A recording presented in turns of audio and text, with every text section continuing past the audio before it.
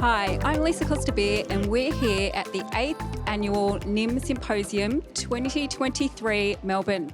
And I've got Dr. Tim Crowe sitting here with me. Welcome to FX Medicine, Tim. Lisa, thanks very much for having me on. It's great to chat to you at this really wonderful conference. Fantastic. Now, you presented today. Can you tell us what you spoke about? Because I didn't get to see your presentation and I'd love to know more. Okay, I spoke about collagen, which is one of the hottest of hot topics at the moment. It seems like every influencer on Instagram has a collagen product. But I spoke about the science behind it, and surprisingly, there is good science to say that all those claims you may hear about skin health actually have some truth behind it. So about a third of the protein in your body is collagen. We lose it as we age. It causes wrinkles, it causes dryness. But if you take hydrolysed collagen, there is something special about that formulation, different to any other protein, that based on over 26 randomised controlled trials, and I'm a scientist, I love talking about the science, it can have clear effects on your skin, and emerging evidence it can help improve your joint health to deal with pain as well. All with good science. And not all funded by the collagen industry. There's lots of independent research with plausible mechanisms of why it should be of benefit. So this is one case where the hype is actually supported by the research. Fantastic. Now, can you tell us the difference between collagen and hydrolysed collagen? What's the difference between the two? Okay, collagen, it's about a third of our own protein and it has to come from an animal. That's where we get it from. If you take collagen and you boil it, you have gelatin. And so you can go to the supermarket today, you can buy gelatin and you can make jelly with it.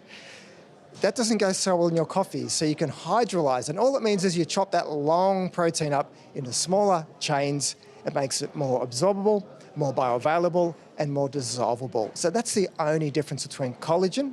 It's this gelatin that's been chopped up into smaller pieces. Otherwise, its effects on our body are the same. Interesting. Now, how long does collagen take to work for some of those conditions that you mentioned? This is the amazing thing. In some of the clinical trials, a benefit was seen on skin health to do with either hydration or to do with wrinkles within 4 weeks. Typically about 8 weeks it can take, but some trials have shown 4 weeks. And that doesn't mean you may see a difference. Everybody's mileage is different, but we can measure this with objective things in a laboratory to tell us that yes, there are clear effects happening on the skin due to hydration and elasticity. So 4 to 8 weeks. So you can trial it, and if you're finding some benefit with it, you can keep taking it. Fantastic. Now, if there's one key point that you wanted everyone to come away with after seeing your presentation, what would that be? So there's lots of newspaper articles dismissing collagen because there's no evidence it works. It's all funded by the collagen industry and there's no reason why it should be any different to other protein. That is all completely incorrect. There are dozens of clinical trials. There is lots of independent research and there's a plausible reason to say that collagen and only collagen can have these effects because of the specific peptides in it. And in the end, it is a food. If you think you want to try it for your skin and for your joints, give it a go. There's lots of products to choose from. The science is pretty good. And if you feel it works for you, then try it. The science is good. Oh my gosh, I'm sold. Now, we did a podcast together that was out earlier this year. All things information, yes. Yes.